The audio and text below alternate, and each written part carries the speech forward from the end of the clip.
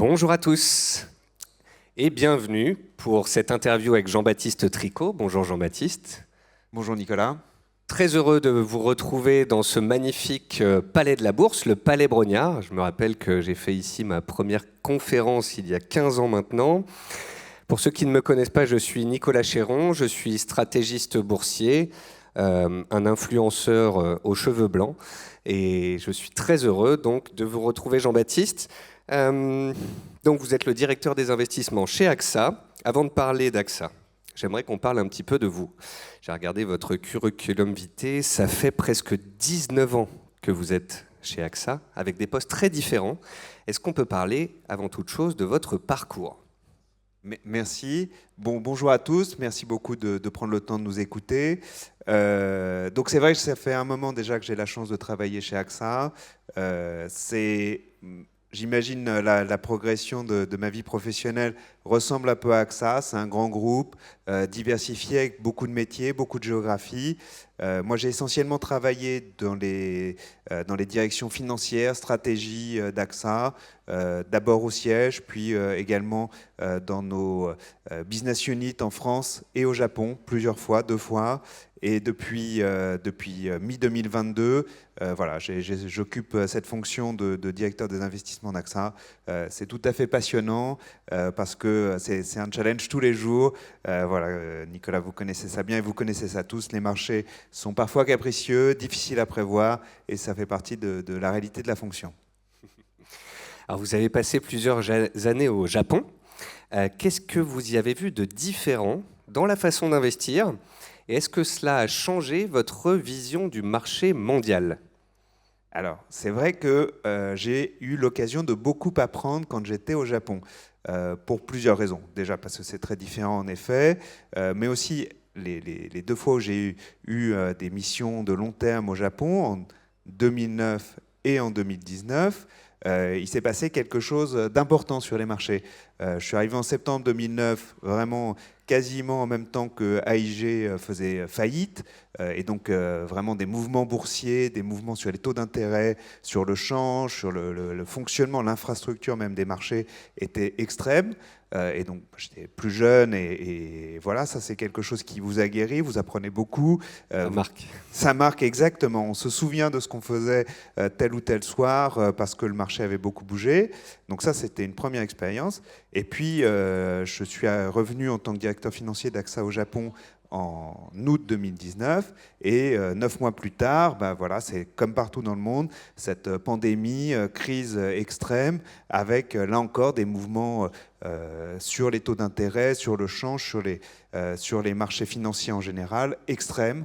Voilà. Et donc là aussi, on réalise parfois de bonnes choses. On a essayé de le faire au mieux et je pense que ça a bien fonctionné, mais on sait aussi l'occasion d'apprendre beaucoup sur l'étendue de ce que peut créer le marché dans des situations de stress intenses. Donc à chaque fois que vous allez au Japon, il se passe des choses extrêmes. Pourrions-nous savoir quand sera le prochain voyage ? Alors, merci. C'est dans 10 jours. Mais j'y suis retourné depuis, c'est pas la première fois. Normalement, tout devrait bien se passer. Et puis pour revenir peut-être plus largement sur votre question, je pense, qu'est-ce qui est différent entre investir au Japon et investir globalement ? Il y a des choses qui ne changent pas. C'est-à-dire qu'en tant qu'investisseur institutionnel d'un groupe d'assurance, ce qui compte, c'est d'investir d'abord par rapport à vos passifs, par rapport à vos engagements contractuels avec vos assurés, que ce soit en assurance de biens ou de personnes. Donc ça, c'est la première chose qui est essentielle. C'est investir de manière diversifiée dans des portefeuilles globaux. Donc ça aussi, c'est essentiel. Et par contre, ce qui est très différent, c'est qu'au Japon, on est dans une démographie déjà négative, et depuis un moment, et ça influence beaucoup de choses. Ça influence la manière dont vos clients réfléchissent, les produits qu'ils recherchent, ça c'est très important. Ça influence aussi la politique monétaire et fiscale du Japon, avec une banque centrale qui est parfois un peu attentiste et un peu, comme on dit, derrière la courbe dans les actions qu'elle peut mener. Donc ça va avoir des influences sur le change, sur les taux d'intérêt. Ça, c'est donc des choses très importantes. En même temps, on voit aussi le Japon qui est une source d'investissement importante en ce moment. Vous l'avez vu, je pense, dans les marchés japonais, actions connaître vraiment une poussée très très forte sur les 2-3 dernières années. Ça, c'est aussi le fruit d'une réforme réglementaire, de gouvernance, voilà, et je pense, plus rigoureux, qui permettent de donner aussi plus de valeur aux actionnaires. Donc ça, c'est assez intéressant comme zone d'investissement. Oui, c'est vrai que le Nikkei a enfin dépassé son record historique. Absolument. Alors, on va parler un peu contexte mondial et de la stratégie qui en découle. On a un contexte qui est en plein bouleversement, notamment suite aux crises récentes des tarifs avec les États-Unis, on l'a tous vu. Ça a secoué les marchés, la montée des tensions commerciales avec la Chine. Comment AXA ajuste sa stratégie dans ce contexte? Et est-ce que vous avez un exemple d'adaptation? Nous, ce qu'on a vu, si je puis dire, depuis le début de l'année, on a l'impression d'avoir déjà vécu 3 cycles. C'est une année déjà assez longue. On a commencé l'année, le thème dominant du marché, c'était l'exceptionnalisme américain. Rien n'était mieux, il n'y avait rien à faire, il fallait toujours investir aux US. Un choc à la fois tarifaire important, réel, et une source d'inflation certaine aux États-Unis avec les annonces sur les tarifs américains. Donc ça, c'était une première chose. Et puis aussi un choc psychologique qui s'est vu dans le moral des ménages, le moral des chefs d'entreprise, et donc au deuxième trimestre, un impact très négatif et plutôt une économie très attentiste. Ce qu'on voit aujourd'hui, donc, c'est une vague d'inflation qui est en train de passer sur les biens, mais qui est encore résistante sur les services. Donc des signes légèrement encourageants sur l'inflation, et puis aussi une administration américaine plus pragmatique que ce qu'elle n'a laissé voir le jour des annonces. Donc ça aide quand même beaucoup. On voit aussi quand même cette frénésie d'investissement dans les AI, dans les investissements en capitaux de ce côté-là. Donc ça a aussi beaucoup relancé la machine et relancé les indices américains. Et c'est sous-tendu quand même, je pense, c'est un peu les bases quand même qu'on observe très attentivement, c'est la consommation et l'emploi. Pour le moment, l'emploi résiste, mais il montre quand même aussi des signes de faiblesse. Donc ça, c'est clairement quelque chose qu'on surveille de très près. Et qu'est-ce qui a changé en pratique? C'est surtout notre couverture face au change. Parce qu'on a commencé au début de l'année, certaines stratégies vous indiquaient un euro-dollar à 1, voire en dessous de la parité. Aujourd'hui, il est à 1,16, 1,17. Voilà, donc c'est vraiment un mouvement très très important. Le dollar a dévalué par rapport à l'euro et aux principales monnaies. Donc ça, c'est quelque chose qui est quand même très important quand on gère des portefeuilles globaux. Voilà, et forcément, il y a des investissements aux États-Unis. Donc plus largement, comment est-ce qu'on construit une stratégie d'investissement quand on est un groupe comme le vôtre qui tienne la route dans un monde sous tension? Et c'est quoi votre recette pour la résilience? Alors, donc, ce que je disais, nous, on essaye, déjà, d'une part, on commence par partir de ses engagements. Nous, on est un groupe d'assurance, on est là pour investir, pour être sûr que quand nos assurés, nos clients ont besoin de régler un sinistre, d'avoir un paiement de rente, de demander des capitaux, on soit présent à ce moment-là, quoi qu'il arrive. Donc ça, c'est une première chose, c'est le respect de nos engagements. C'est la première chose, c'est vraiment l'étoile du Nord, l'étoile polaire qu'on suit à chaque instant. Ça se traduit de manière un peu technique dans notre métier par ce qu'on appelle la gestion actif-passif, comment s'assurer qu'on fait bien résonner l'actif et le passif dans notre bilan, s'assurer que nos engagements sont bien couverts par nos actifs. Et on a une préférence assez claire pour tout ce qui est actif obligataire. Donc principalement des obligations d'État, c'est un peu moins de 40% de notre allocation, mais aussi beaucoup de financement d'entreprises, des grandes, des entreprises plus innovantes, des entreprises en croissance, également des financements de projets, projets immobiliers, projets d'infrastructure. Donc beaucoup d'investissements de type obligataire, ça représente à peu près 80% de notre allocation. Ça nous permet d'être relativement résilients. Et puis évidemment, également des investissements qui permettent de donner aussi un peu de dynamisme avec l'immobilier, avec le private equity, l'infra-equity et les actions listées. Donc ça c'est le panorama un peu de nos investissements. Donc 80-20, et puis dans le 20, 9, et puis cette zone de dynamisme assez fort, hein, c'est des rendements un peu plus punchy. Comment est-ce qu'on essaie de créer de la résilience? Dans chacune des stratégies, dans chacune des classes d'actifs, on essaye de trouver les allocations, les stratégies qui vont avoir les plus défensives. Soit c'est des défenses défensives par secteur, c'est-à-dire là où on voit des demandes clients qui sont résilientes, qui traversent les cycles. Ça, c'est des choses qui nous intéressent. Là, on a beaucoup de visibilité sur la manière dont les résultats futurs des entreprises vont se former. Ça n'exclut pas le risque, mais voilà, c'est quand même quelque chose, voilà, on aurait plutôt tendance à investir dans des projets avec de la visibilité plutôt que des choses plutôt aventureuses. Donc ça, c'est un facteur important.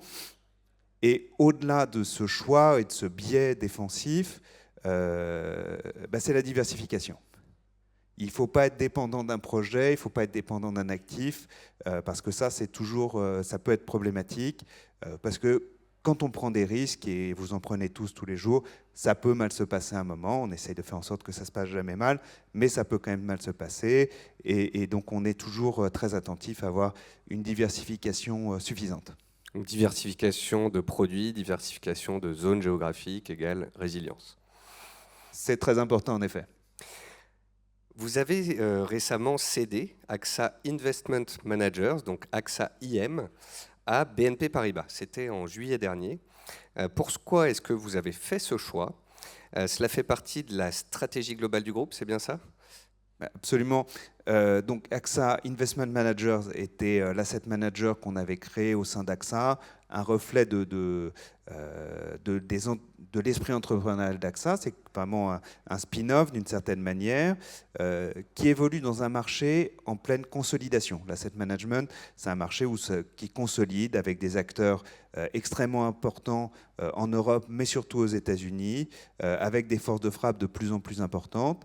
Et donc la combinaison d'AXA IM avec la filiale de BNP Paribas, c'était l'opportunité de créer un champion européen capable de rivaliser, capable de conjuguer des forces plutôt complémentaires. Hein, et donc ça nous a beaucoup plu. C'est un modèle industriel qu'on pense qui va être adapté aux exigences de notre temps.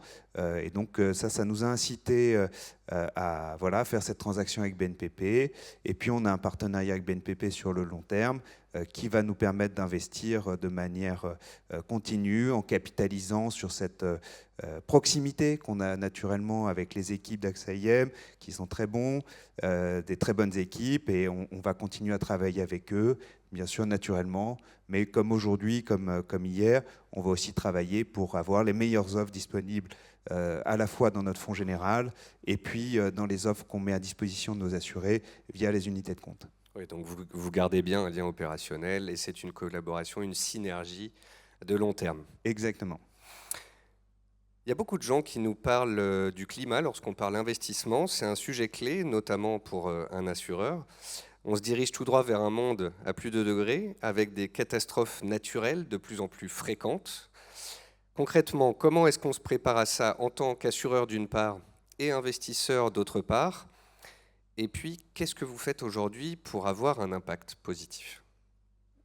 Alors, c'est sûr, c'est quelque chose, une réalité à laquelle on est très sensible. On est très sensible parce qu'on est assureur, c'est notre métier de protéger nos clients quand ce genre de catastrophe arrive.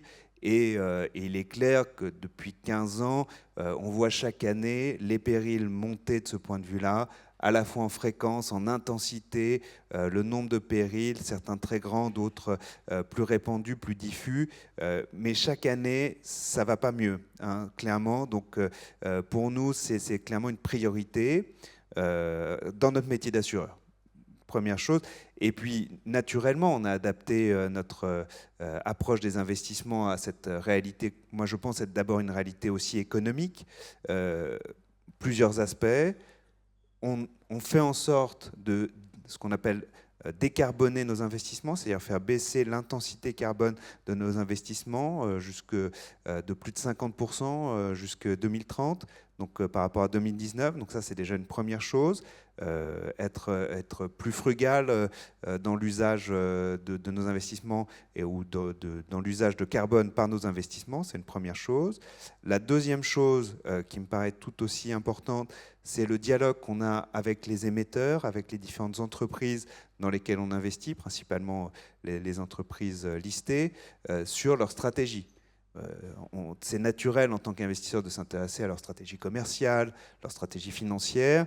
Et pour moi, c'est tout aussi important d'avoir aussi leur plan d'adaptation et de transition économique, parce que je pense que c'est aussi la pertinence demain de ces entreprises. Donc nous, ce qu'on cherche à faire, c'est investir dans des entreprises qui regardent suffisamment loin et qui ont une capacité d'adaptation à ces réalités économiques. On n'est pas là pour juger de la vitesse ou du degré, ça, il y a des scientifiques pour ça, mais c'est certain, il y a quelque chose de très important à l'œuvre. Et puis, cette transition économique, elle est aussi très, très intensive en capital. Je voyais que vous étiez tout à l'heure avec Total. Il y a une transformation. On ne produit plus l'électricité comme on le faisait en Europe il y a quelques années. On insiste beaucoup sur de nouvelles sources d'énergie. Alors la France est plus ou moins concernée parce qu'elle a un parc nucléaire, mais partout ailleurs, c'est très important. Et donc ça consomme beaucoup de capitaux. Donc pour nous, c'est une opportunité aussi d'investir dans les différentes classes d'actifs que j'ai mentionnées, que ce soit obligataire ou equity. On investit à peu près 5 milliards par an. Donc on pense que c'est une bonne opportunité, c'est une bonne manière de prendre des risques avec des besoins de long terme. Ça, c'est principalement dans les pays développés, en Europe, aux US et au Japon, et puis aussi dans les pays émergents, où les besoins de capitaux sont encore plus importants et encore moins bien satisfaits. Donc on pense qu'il y a aussi une opportunité là. C'est un peu moins facile à générer, à accéder, mais on réussit à investir chaque année un peu plus de 500 millions d'euros par an dans ce genre d'opportunités dans les pays émergents. Et votre but, c'est de le faire, mais on en discutait avant, sans sacrifier la rentabilité. Non, absolument. En tant qu'investisseur, moi, je m'assure chaque mois que c'est fait à au moins d'aussi bonnes conditions, voire meilleures que la moyenne du portefeuille qu'on a acheté dans le mois. Donc c'est toujours sur le crédit. Moi, je pense de toute façon, c'est une très bonne chose parce que c'est des besoins de long terme. On veut s'assurer qu'il y a une rémunération qui est suffisante. Et puis, donc ça, c'est plutôt pour les aspects obligataires. Pour les classes d'actifs type actions, on regarde l'effet sur les indices de nos politiques dites d'investissement responsable. Ça a une contribution positive. C'est-à-dire que quand on regarde l'indice moins ce que nous fait faire ou pas faire ces politiques, c'est plutôt positif. Et c'est plutôt positif tous les ans. On a regardé depuis 2020, année après année, c'est plutôt une petite contribution positive parce que ça nous évite d'investir dans des secteurs très très cycliques ou des secteurs de faible croissance en réalité. Donc c'est, je pense, une bonne chose aussi pour notre performance financière. Une sorte de cercle vertueux de l'investissement. On est dans un salon où énormément de gens nous parlent de l'IA, des nouvelles technologies, des infrastructures. C'est quoi votre vision chez AXA sur l'intelligence artificielle? Est-ce que vous investissez dedans? Est-ce que vous investissez sinon dans les data centers? Et puis après, j'aimerais vous poser une petite question aussi sur la comparaison qui est parfois faite entre les valorisations actuelles et celle de l'an 2000. Voilà, de savoir est-ce qu'on est dans une bulle, pas bulle, c'est un petit peu sur toutes les bouches en ce moment. C'est un débat difficile à trancher qui est en cours de résolution par le marché. Mais je reviendrai dessus avec plaisir.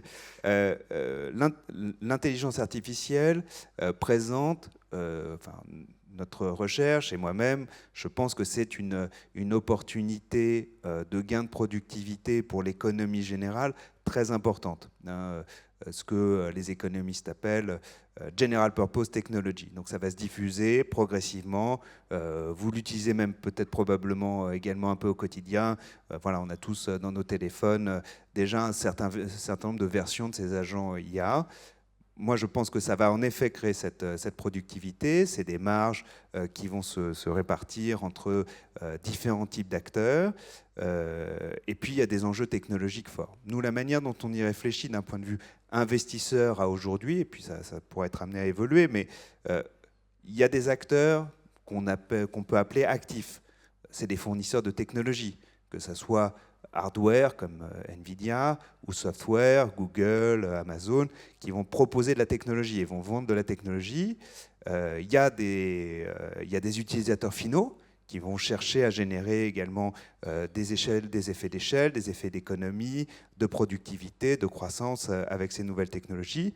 Et au milieu, ce qu'on peut appeler ceux qui vont potentialiser, les enablers, qui vont potentialiser cette croissance. Ça, on pense que c'est le segment pour nous aujourd'hui le plus intéressant.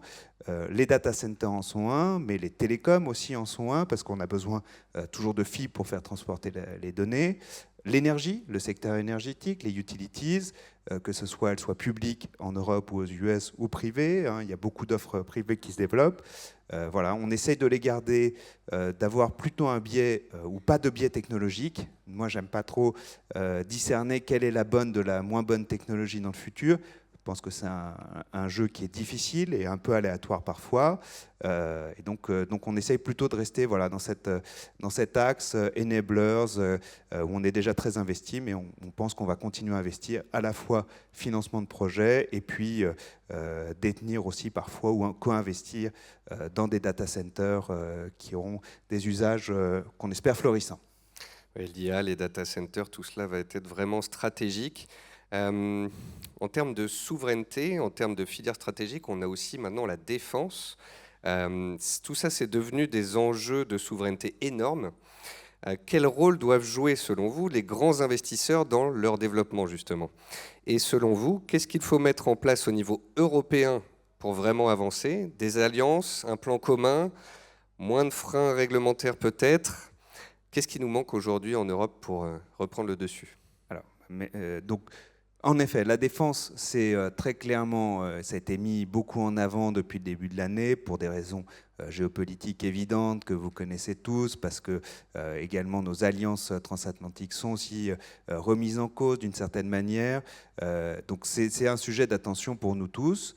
Nous, le secteur de la défense, c'est quelque chose qu'on a investi depuis des années. On est très à l'aise avec ça et on continuera à le faire à mesure que les projets de développement se matérialisent. Donc ça, c'est quelque chose, nous, on continuera volontiers à faire à la fois en tant que acteurs institutionnels, mais aussi auprès de nos assurés sous forme d'unités de compte. On leur propose et on va continuer à leur proposer des options pour investir dans ce secteur, ce qui pense être un secteur de croissance par ces effets-là de long terme, que ce soit dans des actifs liquides, des actions, ou aussi dans des actifs privés, du private equity. Il y a des options qui sont proposées par des asset managers publics comme la BPI, mais aussi des acteurs privés qui investissent de manière très segmentée et de manière très très intéressante, voilà, qui offrent des perspectives de rendement, je trouve, attractifs. Donc ça, c'est une première partie de la réponse. Plus fondamentale, si on prend un peu de recul par rapport à la question sur qu'est-ce qui peut nous manquer. Donc nous, on a noté et on a accueilli très positivement les propositions de simplification, les propositions de compétitivité de la Commission européenne. On pense que des premiers signaux sont très positifs, des premières actions sont en cours. On pense qu'il faut maintenant beaucoup d'actions. On pense qu'il faut mettre en œuvre ce plan, ne pas hésiter à aller même plus loin. Voilà, on l'accueille, on l'encourage fortement. Donc, de mon point de vue, l'Europe a besoin de plus de croissance, et a besoin de ne plus se satisfaire d'une croissance un peu molle, un peu médiocre. Hein, voilà. Donc ça, je pense, c'est quelque chose. Je pense qu'il y a une prise de conscience au niveau des autorités nationales et européennes. Je pense que c'est bien aussi que ce qu'on voit, par exemple, au Royaume-Uni, où les régulateurs ont également un travail à faire sur la manière dont elles peuvent aider et potentialiser pour favoriser l'investissement, favoriser la croissance, plutôt que de restreindre et de réguler plus. Il faut qu'on accélère. Alors, si on doit prendre un petit peu de recul, on a parlé du métier d'assureur, on a parlé de métier d'investisseur, on a parlé diversification, on a parlé climat, souveraineté. Est-ce qu'on peut regarder vers l'avenir? Comment est-ce que vous voyez AXA à l'horizon 2035?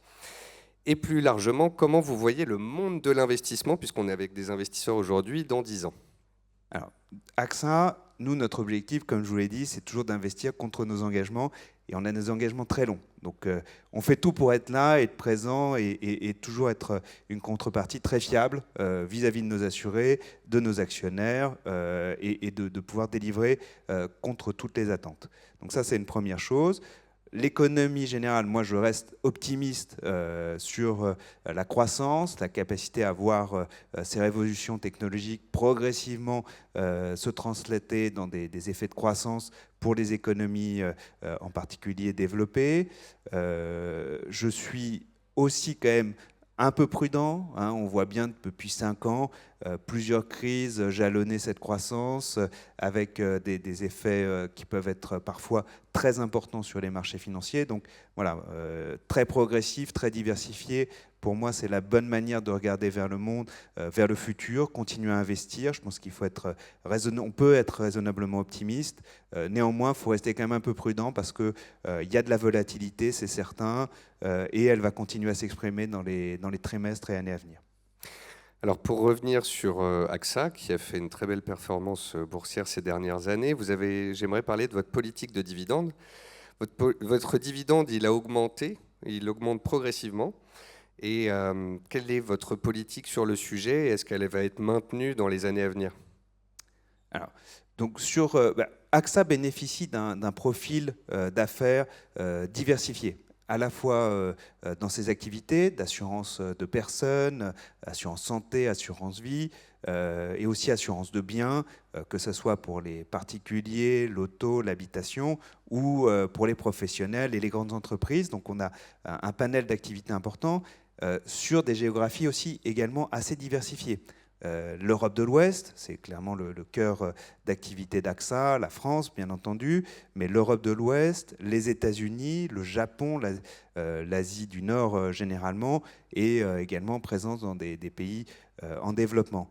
Mais donc on a, grâce à ce profil de business très diversifié, également la capacité à générer une croissance continue, enfin en tout cas on l'a démontré dans les dernières années, et notre plan pointe vers cette continuité.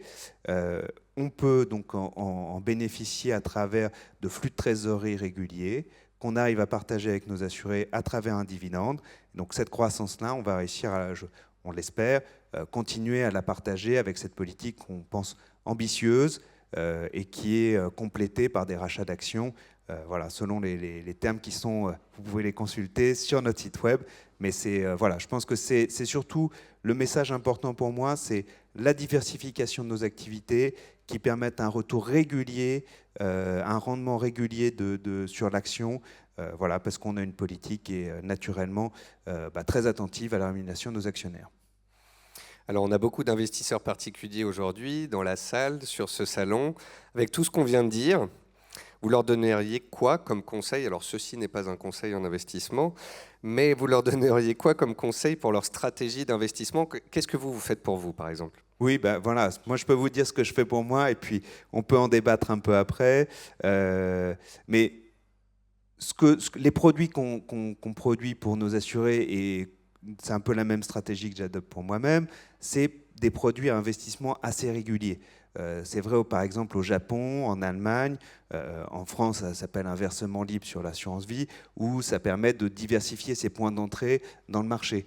Ça, c'est quelque chose, moi, que je trouve très intéressant, de rester progressif, continu dans ses investissements, essayer de timer le marché, comme on dit, le market timing, c'est très difficile. Ça prend beaucoup de temps. Il y a certains qui sont talentueux à ça, mais c'est quand même quelque chose de très difficile. Et en tout cas, moi, à titre personnel, je préfère diversifier mes points d'entrée, diversifier aussi les supports d'investissement, les actions, des supports comme l'assurance vie, également des actifs privés auxquels on peut avoir accès maintenant. Et ça, je trouve que c'est très intéressant pour construire une stratégie en fonction de ses besoins, de ses planifications. Voilà, c'est d'abord une planification un peu personnelle que chacun doit mener avec ses conseillers. Il y a des conseillers AXA qui sont très bien, je vous les recommande aussi, mais qui doivent vous permettre vraiment de réfléchir à quels sont vos objectifs financiers pour pouvoir les satisfaire au mieux et faire les meilleurs choix.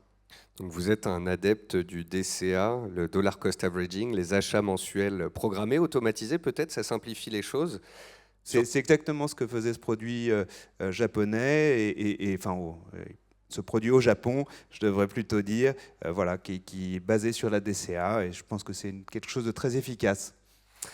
Et pour finir, avant peut-être de prendre une ou deux questions du public, une question un petit peu plus personnelle. Est-ce que vous aussi, vous êtes un heureux actionnaire d'AXA ? Absolument. Sans embâche, vous savez que AXA produit un plan d'actionnariat salarié chaque année qui permet aux salariés d'investir, notamment avec la participation et l'intéressement en France, mais d'autres mécanismes dans d'autres géographies. Et donc, voilà, je suis actionnaire d'AXA depuis bientôt 19 ans, et un actionnaire satisfait. Et chaque année, j'ai pu participer à ces programmes et j'en suis très content. Mais merci beaucoup Jean-Baptiste. On va peut-être prendre une question du public. Et puis pour ceux qui auraient d'autres questions ou qui voudraient discuter stratégie et investissement, n'hésitez pas à retrouver les équipes d'AXA donc, qui sont à l'entrée du salon. Monsieur Tricot ? Oui, je suis là. Je vois. Bonjour, j'avais une question en fait par rapport au Japon, parce qu'on en a beaucoup discuté. Comme vous l'avez vu, Sanae Takaichi a été nommé Premier ministre, avec une vision un peu proche de celle de Shinzo Abe, hein, le regretté. Ma question est très simple, c'est-à-dire qu'on est dans un État qui a quasiment 4% d'inflation aujourd'hui, une croissance qui est assez irrégulière. On est bien conscient aussi que la Bank of Japan, comme vous l'avez dit, est behind the curve, donc derrière la courbe des taux. Ma question est très simple. Quelle est votre vision par rapport à tout cela? Parce qu'on sait très bien que le Japon est le premier fournisseur de liquidités sur les marchés mondiaux. Donc comment vous adaptez finalement vos investissements par rapport à tout cela? C'est vrai que le Japon a un excédent d'investissement par rapport au reste du monde qui est flagrant. C'est le premier investisseur mondial. Je ne pense pas que la politique fiscale et monétaire au Japon va influencer durablement cela. Par contre, ce qui est certain, c'est vrai que cette période d'incertitude suite à l'élection de la Première ministre japonaise a créé un effet très négatif sur le change, hein, notamment sur le yen. Moi, ce que j'imagine, et je ne suis pas prévisionniste non plus, mais ce que je vois quand même, c'est, comme vous l'avez dit, l'inflation reste quand même relativement élevée, surtout par rapport aux standards japonais où dans les 20 dernières années, on est entre 0 et 0,5. Donc quand on est à 4, c'est très fort. Et c'est très mauvais pour les Japonais, pour leur quotidien. Donc je pense que la Banque du Japon va finir par agir. Est-ce que c'est dans les 2 prochains mois, 3 prochains mois, d'ici le mois de mars? Ça, c'est quelque chose qui est difficile à timer, mais je pense qu'ils vont agir, d'une part. D'autre part, je pense qu'il y a aussi une réalité fiscale à laquelle la nouvelle coalition du LDP avec son nouveau partenaire vont aussi devoir s'adapter. Donc on l'a vu aussi en 2022 au Royaume-Uni. Les pays, les gouvernements qui ont une politique fiscale trop accommodante ou pas suffisamment appréciée par le marché ont des déconvenues un peu sévères. Donc je pense que ça, tout le monde l'a en tête, tout le monde fait très attention. Et je pense qu'ils seront... j'imagine qu'ils feront les bons choix par rapport à ça, mais c'est vrai que voilà, il y a une certaine orthodoxie monétaire qui devrait se propager quand même au Japon dans les prochains mois. le petit signal qui me dit que c'est plutôt pour bientôt, c'est le commentaire de Scott Bessent, vous l'avez vu, voilà, qui a indiqué à la première ministre japonaise qu'il était temps qu'elle laisse la Banque du Japon faire ce qu'elle devait faire.